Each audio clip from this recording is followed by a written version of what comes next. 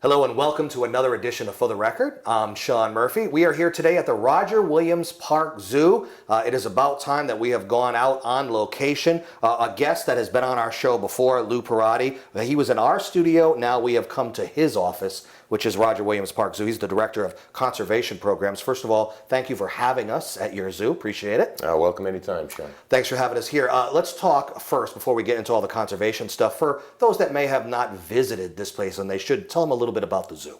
The zoo is actually one of the third oldest in the country. We've been around since the 1870s. Wow. We have a wide variety of species in our collection, over 100 species that you can view, from snow leopards to takin, right down to cockroaches. But, yeah, and the last time that we had you on the show, there was was it called like giant screaming cockroach? Oh, we had the like? Madagascan hissing. Okay, yeah, the hissing cockroach. Exactly. He was on my hand. We had a scorpion and we had a tarantula. Correct. So I had all my fears wiped out in one show that day, but it was fantastic. And they're all here too, right? They as are. well as many other things. For someone that is going to come for the first time, some highlights of what they will see and what you think they would be very excited about here. I know there's tons. Well, I know we just opened up our big backyard exhibit, which is great for children. It's all kinds of interactive environmental play opportunities down there for kids, and the Nature Swap, which is where we're sitting in here, where kids can come and learn about nature and gather up points by collecting pieces of nature and coming in and telling us about it, and in the process learning a little bit about it. Of course, our diverse collection that we have here is just a wonderful day experience for folks to come out and take a look and learn a little bit about some wildlife. And it's big. I mean, can you do it all in one day? Oh, certainly. You can? Okay. Yeah, definitely. And start out in the morning maybe, and then And all if day? you're going to use the big backyard, and Yeah. then of course at night now in the month of October we have our Jack-o'-lantern spectacular going Right, on. and we're going to do a whole separate show on that, by the way, so stay tuned for that. That's a fantastic event, and the proceeds of that event actually go to support a lot of our conservation and education programs here at the zoo. So. And the zoo itself, as big as it is, isn't even the whole park, right? No, Right. we're just a small entity of the entire Roger Williams Park complex. But yeah. it is big, the zoo in and of itself. Now, the definition of a zoo, it's not your grandfather's zoo anymore, is it? No, the days of the Victorian Zoo are over. Zoos today, especially when we collection plan, it's all about threatened and endangered species now, and contributing to those threatened and endangered species, which is my job here at the zoo. So oftentimes you don't see your typical lions, tigers, and bears. Right. You know, you'll see snow leopards and animals that represent, again, very endangered species that need work. And they have a little bit more, you might think a traditional zoo is more just them kind of in a cage, but they have a little bit more open space. Oh these my, yeah, days. the exhibits have gotten so much more modern now. We try to give them, what they would get in the wild. Exactly. Plus our keepers work diligently with, enrichment to be able to, make these animals' lives much more meaningful, keeping them busy, invoking behaviors that you would see naturally in these animals. A lot of training goes into it, so we don't have to catch things with nets anymore. We can actually train them to go in to crates or holding areas where if we do have to do veterinary procedures on them. And then zoos, 2/3 of most zoos, and especially ours, is all about conservation and education. Exactly. So for those people that are real animal lovers and are concerned that zoos may in some way mistreat, you're all about saving these Oh my, species. yes. Yeah. And we are an AZA accredited zoo, which is the Association of Zoos and Aquarium Zoo. We have strict standards and guidelines that we have to uphold, and we're proud to be able to say we're a leader in that.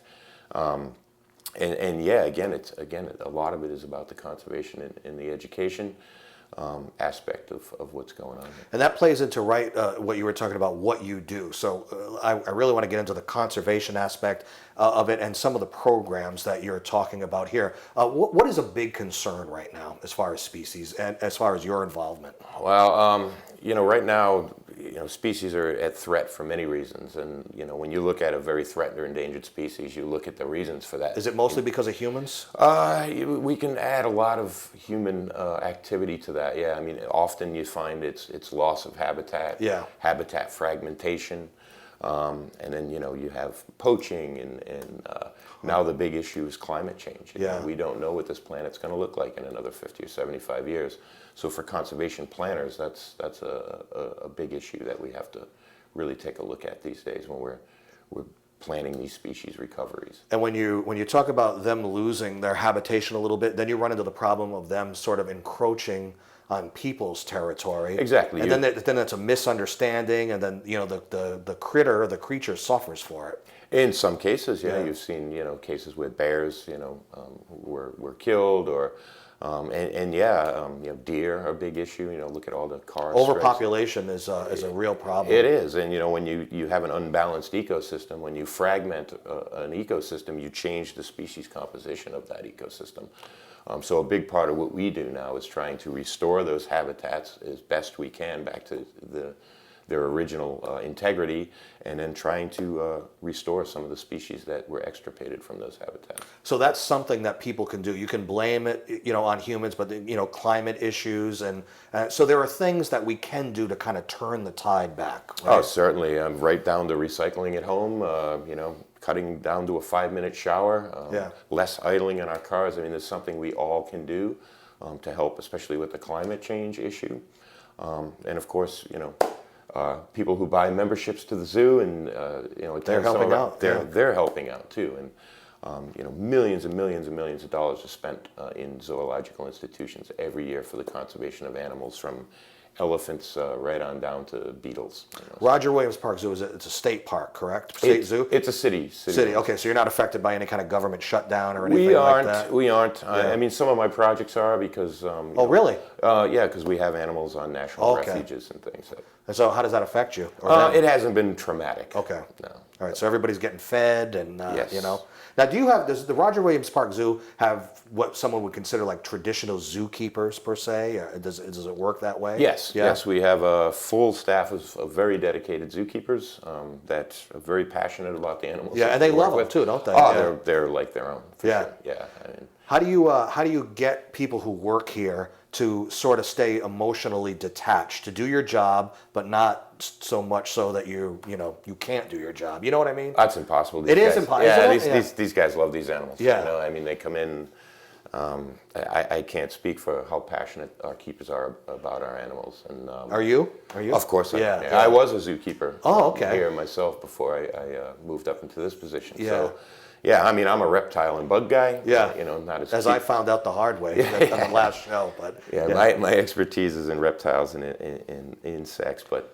So as far as your expertise areas, the insects and the reptiles, what's as far as the endangered aspect of certain species in that genre? Talk about that. Yeah, well, our commitment now is we've been focusing a lot on native wildlife. We support a lot of international projects aimed at elephant conservation, and right down to amphibians in Central America that are being affected by a deadly fungus. But our focus lately has been right here. The old think globally, act locally. Right. So we're looking at 3 of the highest conservation priority species in New England right now. We're working with the American burying beetle, which is probably one of the most endangered insects in North America. Very vital to our ecosystem. I was going to ask you that, because when someone hears about an insect being endangered, they think, big deal. But it is a big deal. It is a big deal. I mean, if we were to lose all the insects and invertebrates on this planet today, humans couldn't last more than 6 months. Because there's a domino effect, isn't there? There's a domino effect. I mean, these recyclers, turn rotting, decaying vegetation and animal matter into soils that grow plants that herbivores need to eat, that predators need to eat. So yes, it is certainly that domino effect and that circle of life. And we don't discriminate. We try to look at the tiniest to the mightiest. Right, because it does affect us no matter what. So that's one insect. What else? We're working on the New England cottontail rabbit right now. That's interesting. So they're in danger, because you hear about rabbits and you kind of see them, but they're in danger. You see them, but what you're seeing is the eastern cottontail rabbit, which was introduced here like 75 years ago by beagle clubs for hunting. So rabbits were moved all over the place for hunting for many years. The New England cottontail is the only native rabbit native to the New England area, especially Rhode Island, Connecticut. Right.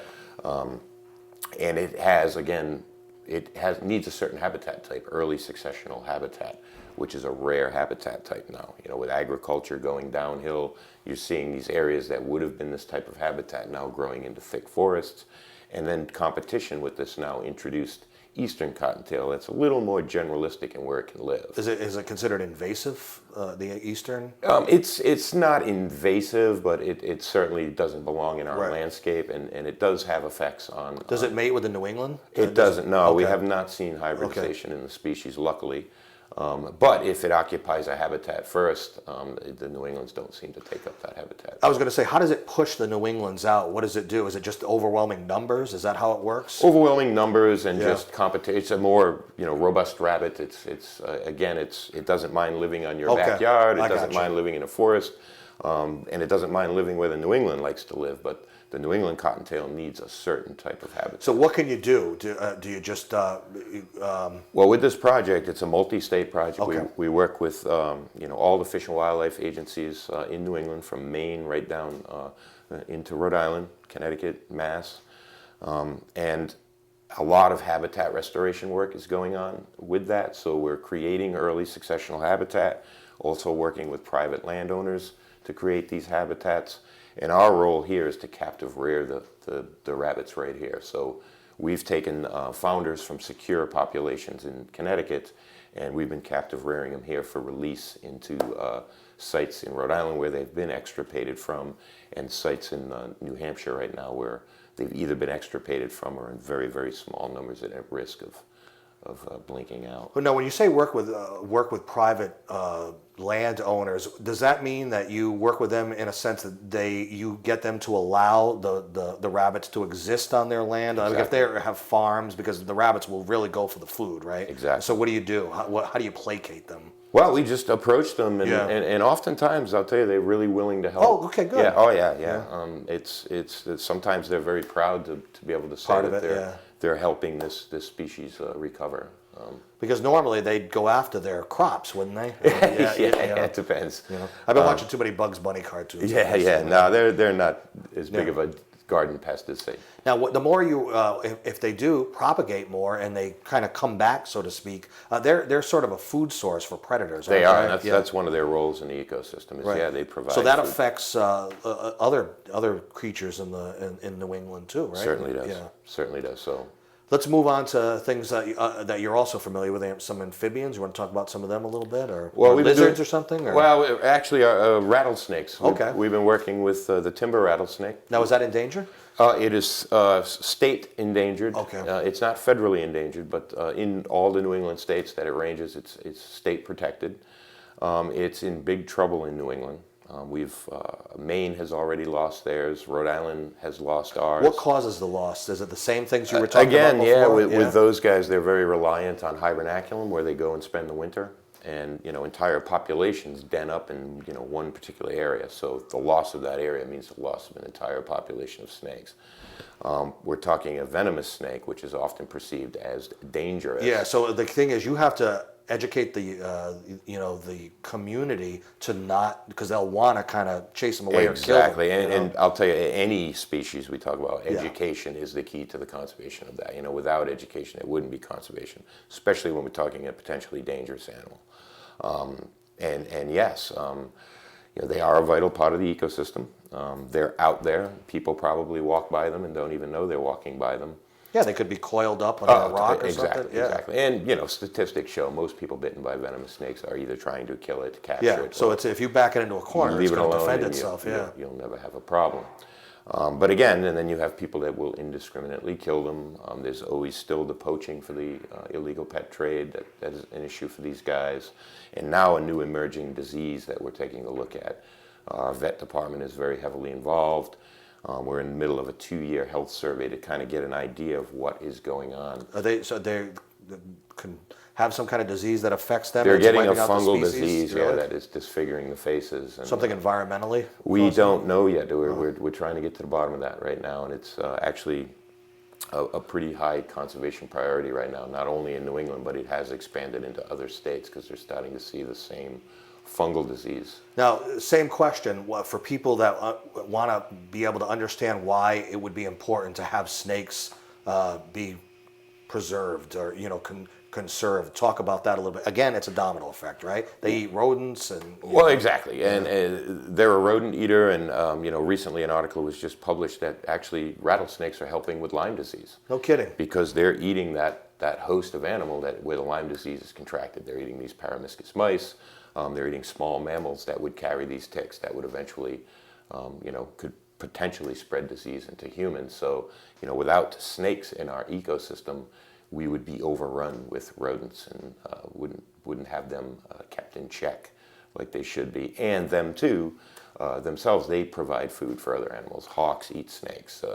Raccoons, coyotes, skunks will eat snakes. So they themselves are also a valuable part of somebody else's diet. Nature has created a delicate balance that it works when everything is in balance, and one little thing causes this imbalance to occur, and it just affects everything, doesn't Exactly. You lose one species, you could lose 6 or 10 with it. Haven't we already lost species, though? We have. We've seen, the Carolina parakeets go extinct, passenger pigeons go extinct, heath hens go extinct just in our time, and rhinos. And the poaching situation with them is horrible. It's out of control. It's just out of control. It's the worst it's ever been, not only for rhinos but for elephants as well. And we contribute heavily to elephant conservation and making sure that these animals survive in the wild. And going back to our collection of animals too, they're stewards of their wild counterpart. Not every child can go to Africa and see an elephant.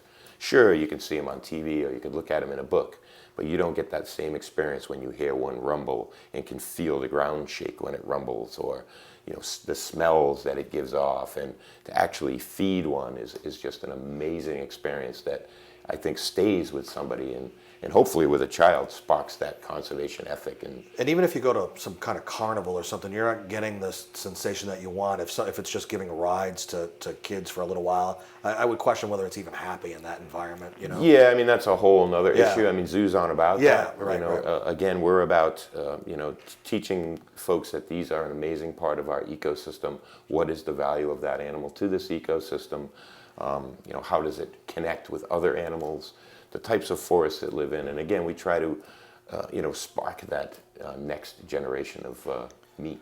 You touched on it briefly, but what can you talk about as far as situations? It's an imbalance where there's an overpopulation, for example, deer, and we did touch on this earlier. What can be done about things like that? Well, deer are managed. There's non-game, and then there's game species, which are managed completely differently.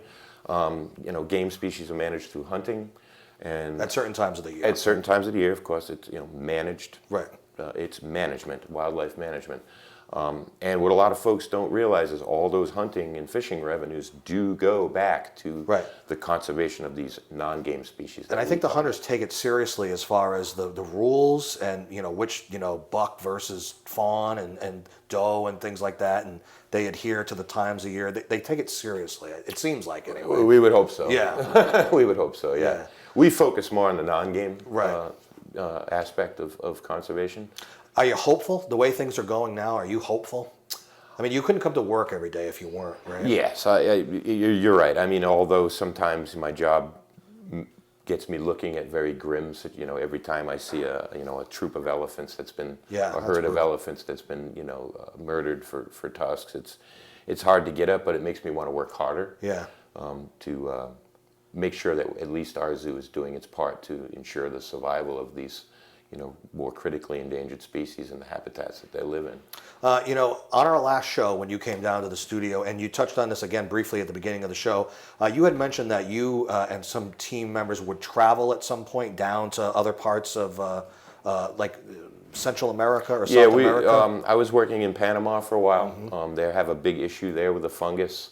Actually, it's a global issue, but Panama is getting hit extremely hard with this chytridiomycosis fungus that's killing amphibians.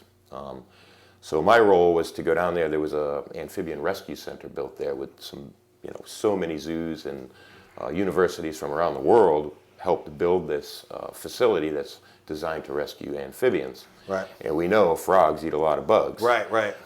And me being a bug guy, I went down to help them actually rear local insect species. Did they ask you to go down? Yeah.